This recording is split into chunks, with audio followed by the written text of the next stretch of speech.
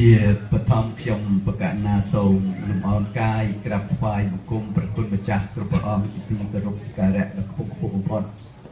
សូមជម្រាបសួរបងប្អូនជនរួមជាតិខ្មែរទាំងអស់ជាទីស្នេហានិងជាទីនឹករលឹកខ្ញុំសូមអរគុណចំពោះគណៈកម្មការដែលបានធ្វើបដិសណ្ឋារកិច្ចផ្ដល់ឱកាសឲ្យខ្ញុំបានវិលមកជួបបងប្អូននៅទីនេះក្រោយពីអស់រយៈពេលជាច្រើនខែមកហើយដែលខ្ញុំបានមកកន្លែងនេះក្នុងពេលនោះគឺយើងរៀបចំដើម្បីយុទ្ធនាការឃោសនាបោះឆ្នោតប៉ុន្តែថ្ងៃនេះខ្ញុំមកទីនេះគឺដើម្បីធ្វើសេចក្តីថ្លែងអំណរគុណដោយផ្ទាល់សារជាថ្មីម្ដងទៀតជូនបងប្អូនជនរួមជាតិប្រគេនបដិជគុណគ្រប់ព្រះអង្គដែលបានជួយឧបត្ថម្ភគាំទ្រដល់អ្នកស្នាជាតិដល់ប្រជារាស្ត្រខ្មែរដល់មាតុភូមិកម្ពុជារបស់យើងកន្លងមកទោះបីបងប្អូនបានមករស់នៅពីចិត្តពីឆ្ងាយក៏ដោយក៏បងប្អូនតែងតែនឹកបមីស្រមៃស្រឡាញ់ទឹកដីស្រឡាញ់ប្រជាជាតិយើងទាំងអស់គ្នាដូច្នេះការលះបង់របស់បងប្អូនកន្លងមកនេះគឺបងប្អូនខ្លះក៏បានវាយតម្លៃថាអត់បានផលអីប៉ុន្តែតាមទស្សនៈរបស់ខ្ញុំគឺការចូលរួមចំណែករបស់បងប្អូននេះបានផលច្រើនណាស់ដល់ផលដែលបងប្អូនបានធ្វើនេះបើគ្មានបងប្អូននៅក្រៅប្រទេសជួយទេប្រហែលជាដំណើរការមិនបានដល់ថ្ងៃនេះទេដូច្នេះជោគជ័យមួយជំហានរបស់អ្នកស្នាជាតិដែលយើងបានបោះឆ្នោតកន្លងមកនេះឈានទៅដល់ជ័យជំនះយ៉ាងធំធេងគឺជាប្រវត្តិសាស្ត្រដែលមិនដែលមានទេដែលប្រជារាស្ត្រខ្មែរក្រោកឈរឡើងយ៉ាងកក្រឹកកក្រែងនៅពេលដែលបោះឆ្នោតកន្លងទៅនេះគាំទ្រអ្នកស្នាជាតិគាំទ្រអ្នកស្រឡាញ់លទ្ធិប្រជាធិបតេយ្យហើយជ័យជំនះនេះបានធ្វើឲ្យអ្នកដែលកាន់អំណាចផ្ដាច់ការគឺមិនដេកស្រួលប្រមាណដែរទេបងប្អូនជនរួមជាតិជាទីស្នេហាការពិតទៅអ្វីដែលក្តីប្រាថ្នារបស់យើងគឺយើងចង់ឲ្យមានការផ្លាស់ប្ដូរទាំងស្រុងប៉ុន្តែយើងដឹងហើយថាការវិវត្តនយោបាយវាមិនអាច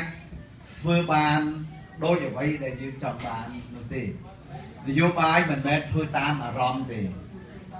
អារម្មណ៍របស់មនុស្សមិនអាចយកទៅកំណត់នយោបាយបានទេនយោបាយធ្វើតាមយុទ្ធសាស្ត្រនយោបាយធ្វើតាមយុទ្ធវិធីនយោបាយគឺធ្វើតាមគោលដៅសំខាន់ឲ្យតែអ្នកដឹកនាំគណៈបកនយោបាយដែលស្រឡាញ់ជាតិនេះរក្សាគោលដៅដដែលកុំតែដូរគោលដៅបានពីព្រោះគោលដៅជាចម្បងរបស់យើងគឺចង់ឲ្យមានការផ្លាស់ប្ដូរ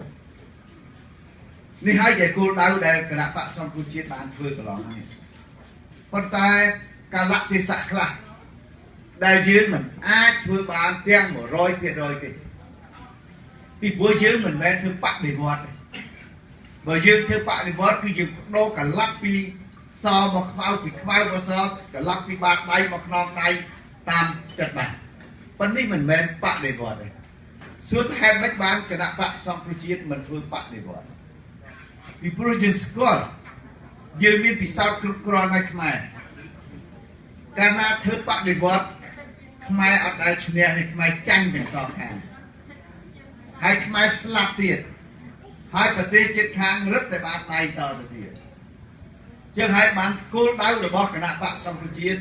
គឺនៅដដែលគឺដើម្បីឲ្យមានការផ្លាស់ប្ដូរប៉ុន្តែយើងធ្វើតាមយុទ្ធសាស្ត្រមួយដែលគណៈបកសង្គ្រោះជាតិបញ្ជានៅការបង្ហូរឈាមបញ្ជានៅអំពើហិង្សាមិនធ្វើបដិវត្តទេនេះជាអ្វីដែលយើងរក្សានៅជំហរដដែលប៉ុន្តែបងប្អូនជនរួមជាតិទាំងអស់ជាពិសេសបងប្អូននៅក្រៅប្រទេសមួយចំនួនដែលមានបេះដូងជាខ្មែរស្រឡាញ់ខ្មែរអាណិតខ្មែរចង់តែដូរភ្លាមទាំងអស់តែម្ដងមិនមែនចង់ទុកចឹងទេចង់ឲ្យបានឲ្យរលីងឲ្យស្អាតចេះតែម្ដងតាមពិតពួកយើងខ្ញុំក៏ចង់បានចឹងដែរប៉ុន្តែយើងដឹងថាអ្វីដែលយើងធ្វើនេះយើងមានគូប្រកួតរបស់យើង hay cú và cuột vào dưới cái mình mệt mình lấy ở dưới thứ ấy sẽ chặt bán đấy hay cú và cuột vào dưới cái miếng non phần ai khi mua mà bảo ôn mình như ta của cuộc này chất xong ta to su cái lò một đôi ông lục ban miền xa cứ trong ở miền cạp lạp đồ nó ngồi chặt cho ở miền cạp lạp đồ rồi ban là hỏi ban lửa hỏi ban pin này ban dược xong chia sẻ thì bảo ôn trong ai ni dây thạc trong xong tốt bảo ôn đại cho mình ai đặt non cạp lạp đồ đi ban mùi roi kia roi điểm nòng miếng chấm chỉ nẹt vô bài nòng miếng chấm chỉ nẹt đặc toàn trong tiên xa là tiếp trong một cái chỉ riêng hai bom ôn cho nên chia tận để chất trong đâu đâu cứ dược trong của trong đâu đôi khi này đây còn phải trẻ còn đây dược trong mình ai thứ bán để họ thế trong có xong một phiêu niêu cây lô miên để na ai thứ bán xong chơi vâng vì phôi dược trong to su du hai đây tầm nặng cá đi tôi bây giờ đâu mình ban thằng o cả đời cứ dược đồ bán lại dược đồ bán lại trong sông đi ca chun bao phồn thà coi cả bọc cho nào dược thôi cả to su vô bài đợi hành sản và cầm lăng hai chuồn bàn tay mình sầm lại bán chuột chì ở dược thôi to tôi chỉ mùi nè đã miên sân phò tôi chỉ hỏi cái ở miên là nó là sâu như thế dược thôi to tôi nâng nét mình có rút rất mình đủ dược to tôi nâng nét đã miên ở đón cái tệ triệt bật vào con chân như miên ca làm bạn mà bảo hôn cho mình triệt vào bạn chỉ dược trong sầm lại chất tha dược trong bờ và to ca to su to từ tiên mai hô chim can để trả việc hai dược ở tôi miên bằng ai cho bạn lo thế nhưng xong chụp điệp chun bảo hôn cho mình triệt được không xong bây giờ rất tham bao Americ để bảo ôn đâu sầm này nè phía dương thưa ba ta cam ngay na còn xong ở cuộc dương trong còn ngọt kia đang chạm tạm lâu chân tiết cái lô biên phượng ra trong ta ơi tôi dương trong trôi tôi chỉ chạy như thế nó xem xong phải chạy chun bảo ôn khác đây lúc ắt bàn chiếm cả bật kia chết tháp dương mấy con mình chỉ chơi cái này mấy con mình chơi cái này trôi mọi chơi cái này ta nấu khéo sự biết đó na tiết để chơi dương đó đi dương xong mình đang thấy ở vay đây dương thư bán ở vay đây dương thư mình bán bởi sân của dương xong còn to thơ to tiết mai ô chìm hay chìm luôn không biết là nào mà chui sợ gì thì thế bảo bộ là thấy ở hồ chìm tao kìm tao chui bảo hộ mai dương hồ chim mà mạn đòn ấy hai kia ta chui ban ấy chui khởi nó lướt tay dương ở cho với cách prom riêng trong Paris mà phây bay tổ la cao muôi kia mà chui giang được cái riêng mà đó hay đi một bót lẹ tập nó cần đạp tay kia mình rồi đấy vì pro ấy vì pro sát cung on tra chiên và thêm ham là thì kết rồi chơi một kia thông chiên và giỏi dư cái prapi phải chia tập tài men cái prapi rất mनु men phần tác bao phải chia tập tài cái này nắng rất mनु cái này nắng ban phải giỏi một cái cứ cái lúc tay làm này đó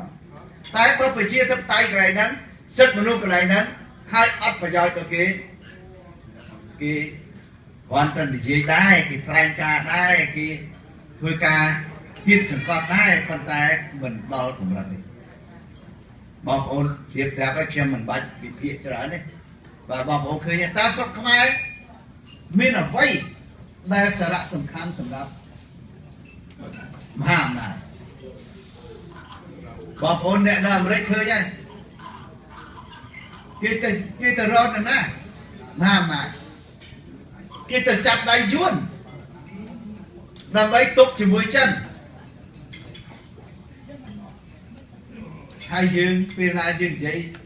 dương mình bán tầm vay vuông dương mình bán tầm chê vuông dương khẩn để dây là phía xa phía vuông đó kia đây ở dương này rồi sai bọc ông cho đúng chết hơi ca làm bạc bọc vui dương trong phần này tầm móm mà bán tầm hiện có con tài dương ở phía thôi chứ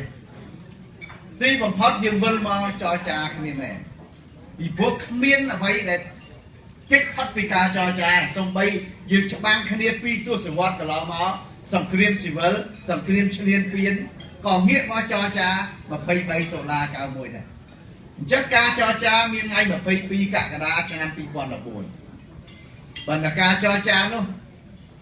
សម្រាប់ខ្ញុំអត់ពេញចិត្តទេជំរាបជូនបងប្អូនដោយត្រង់ទៅខ្ញុំនិយាយនេះនិយាយត្រង់និយាយការពិតខ្ញុំអត់សប្បាយចិត្តទេនៅលទ្ធផលនៃការចរចានោះប៉ុន្តែខ្ញុំគោរពនៅគោលការណ៍របស់គណៈបកសង្គ្រោះជាតិគោលចំហរបស់គណៈបកសង្គ្រោះជាតិថាត្រូវតែទទួលយកដើម្បីឈានទៅដោះស្រាយបញ្ហាបន្តទៅទៀត